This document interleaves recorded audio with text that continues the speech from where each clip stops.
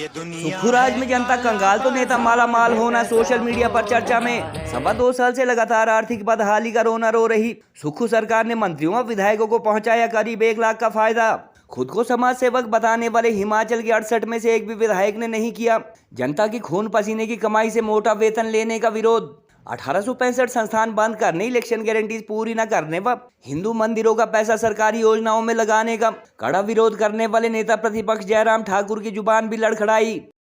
150 रुपए मजदूरी बढ़ाने को भारी बढ़ोतरी कहने वाले सीएम सुक्खू ने माननीयों के वेतन भत्ते में 1 लाख के आसपास इजाफा किए जाने को बताया मामूली।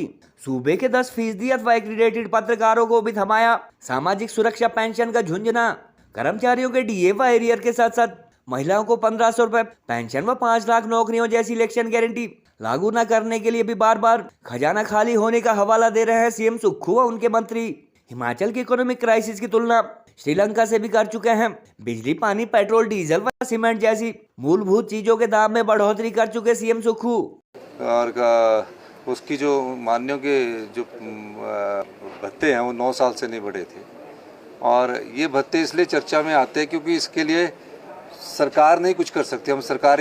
हम तो सरकार है जो मंत्रिमंडल के सदस्य है, वो विधानसभा में ही लाना पड़ता है। 9 साल के बाद भी लाता है। अब चीफ सेक्रेटरी साहब की पे है 3 लाख 3.5 लाख, हमारे सेक्रेटरी डीए की पे है 3,10,000, डॉक्टर प्रोफेसर डॉक्टर की पे है 3,20,000 और एमएलओ की पे, हम सरकार के जो हम मंत्री है उसकी बात नहीं है, जो एमएलए हैं उनकी पे ना उनको उस गाड़ी मिलती है। वो लोन उठा के गाड़ी उठाते हैं, फिर उसमें जो ड्राइवर रखते हैं वो भी सरकार का नहीं होता, वो भी वो अपना उसमें अपने पैसे से जो उनको सैलरी और वेतन मिलता है उसी से देते हैं, अपने मकान का किराया उसमें से देते हैं। और हमने एक और कार्य किया है कि हमने कहा कि जब आम आदमी बिजली का बिल देता है तो आपके बिजली के भत्ते भी बंद कर दिए, उनके पानी के भत्ते भी बंद कर दिए और टेलीफोन का भत्ता भी हमने माननीयों का बंद कर दिया। तकरीबन 30,000 के उनके भत्ते बंद किए।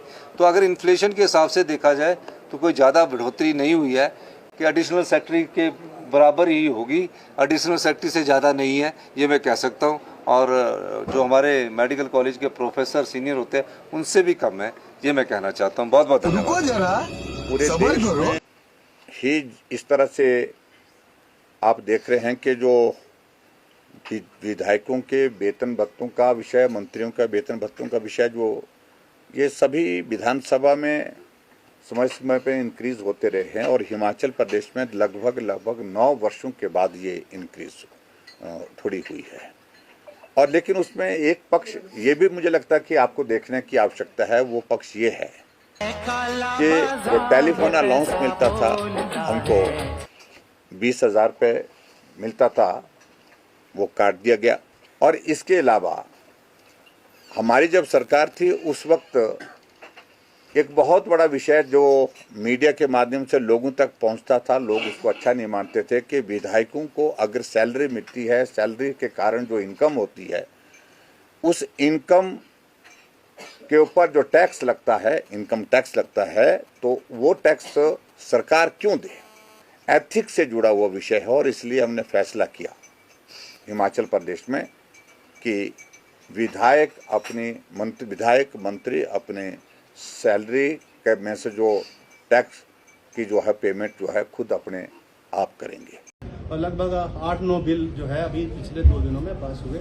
3 मंत्रियों, विधायकों और विधानसभा अध्यक्ष और उनका वेतन भत्तों के ऊपर भी जो है वो जो बढ़ोतरी थी, जो दरकार थी, उसके भी जो है बिल पारित हुए हैं अभी। और हमने ये भी चाहा है कि मीडिया के लिए भी हरियाणा की तर्ज पर ऐसी व्यवस्था बने ताकि मीडिया के साथियों को भी जो है एक सामाजिक सुरक्षा के रूप में, पेंशन के रूप में जो है उनकी इमदाद हो सके। Thank you. एक तरफ आप सनातन का विरोध करते हैं और उसके बाद मंदिर में जो सनातनियों का पैसा चढ़ावे के रूप में दिया, उस पैसे को आप वापिस ले रहे।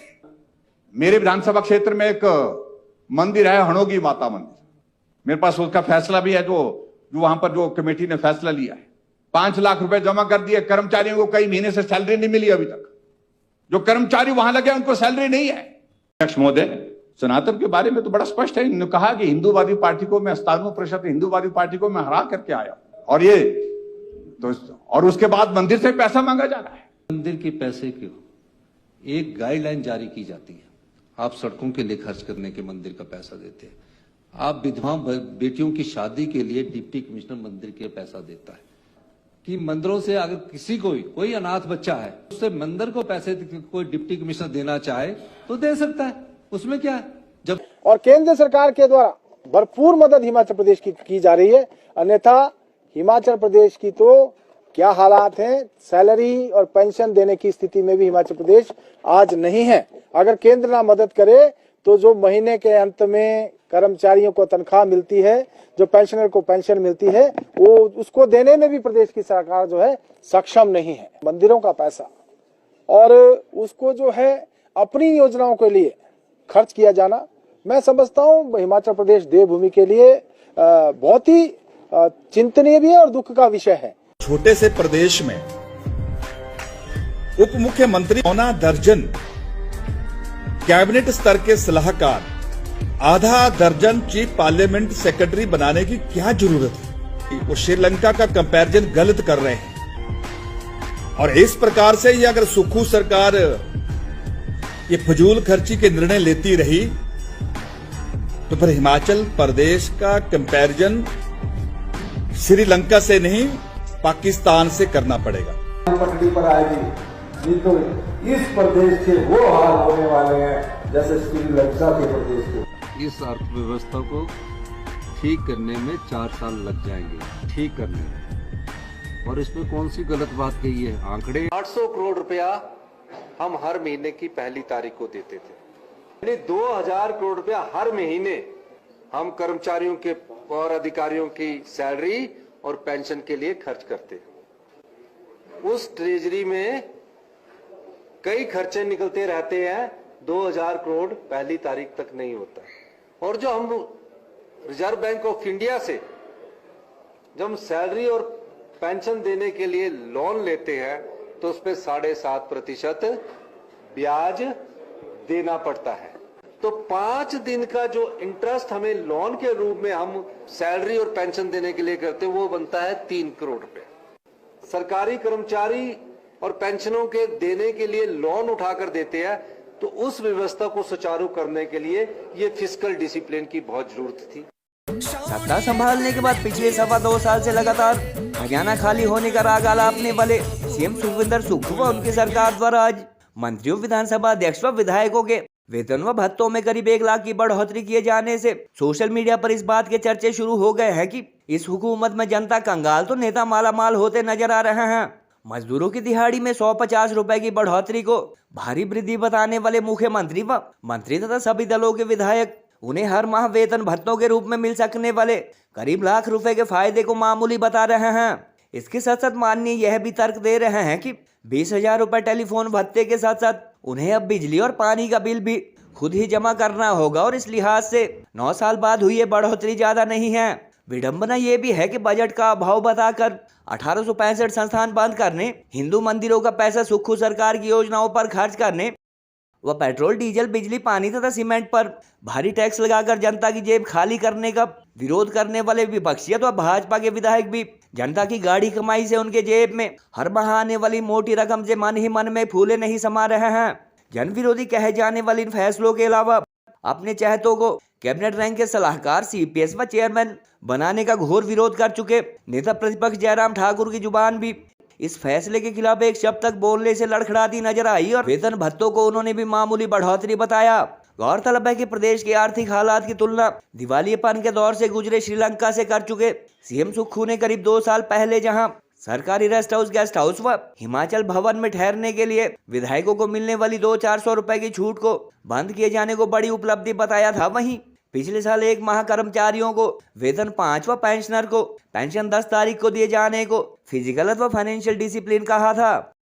प्रदेश के विद्युत बोर्ड कर्मचारियों द्वारा 2 साल से की जा रही ओपीएस की मांग व अन्य सभी एम्प्लॉयज द्वारा की जा रही लंबित डीए व एरियर जैसी देनदारियां जारी करने को लेकर होने वाले प्रदर्शनों के दौरान जहां सरकार आर्थिक बदहाली का हवाला हर बार दे रही है, वहीं मंत्रियों व विधायकों पर जनता की गाढ़ी कमाई लुटाए जाने के लिए सत्ता पक्ष व विपक्ष को आज खजाना पूरी तरह भरा हुआ व छलकता नजर आया। सत्ता पक्ष व विपक्ष के एक होने पर इस मामले में सरकार को झकझोर सकने वाले पत्रकारों को भी बजट सेशन के दौरान आज सामाजिक सुरक्षा पेंशन का झुंझुना थमाया गया। हालांकि सरकार की नजर में संभवतः 178 के करीब एक्रीडेटेड रिपोर्टर ही जर्नलिस्ट बताए जाते हैं और बाकी 90% को कभी सरकार विरोधी तो कभी फिरौती चैनल भी सत्ता पक्ष द्वारा कहा जाता रहा है। आम लोग ये भी कह रहे हैं कि हालांकि हमें भी पैसा पूरा नहीं लगता, मगर यदि जनता से किए गए चुनावी वादे पूरे किए बिना नेता बिरादरी को माला माल करना हो तो ऐसे लोगों को खुद को समाज सेवक अथवा हिमाचल का सेवक कहने का हक नहीं है।